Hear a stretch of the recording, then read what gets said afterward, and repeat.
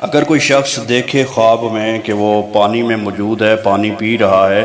یا پانی وغیرہ سے ہاتھ دھو رہا ہے یا پانی میں چل رہا ہے تو اس کی کیا تعبیر ہوگی؟ اکاؤنٹ کو لازمی فالو کر دیں، ویڈیو کو سیو کر لیں۔ انشاءاللہ عزیز روزانہ کی بنیاد پر آپ کو ویڈیو ملتی رہے گی، آپ کے مختلف خوابوں کی تعبیر اس میں بتائی جاتی ہے،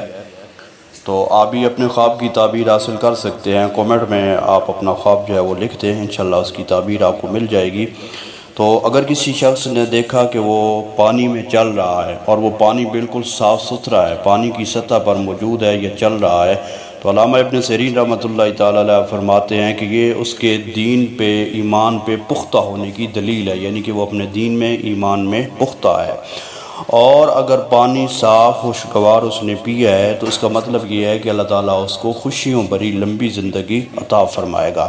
اور اگر پانی جس جگہ سے وہ پی رہا ہے، خواہ وہ نہر کا ہے، دریا کا ہے، سمندر کا ہے، جو بھی تالاب وغیرہ ندی نالے کا پانی پی رہا ہے،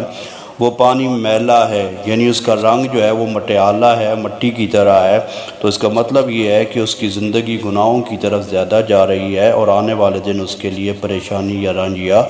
تکلیف کی جانب بڑھ سکتے ہیں۔ نیز اس کی ایک یہ بھی تعبیر بتائی گئی ہے کہ اگر خواب میں مٹیالہ یعنی گندا پانی وہ لے رہا ہے تو یہ اس کی صحت کی خرابی کی دلیل کی طرف بھی جاتی ہے۔ تو اللہ تعالیٰ سے زیادہ استغفار کرے، اپنی صحت کی تندرستی کے لیے اللہ کی بارگاہ میں دعا کرے، اللہ تعالیٰ سبھی بیماروں کو صحت عطا فرمائے۔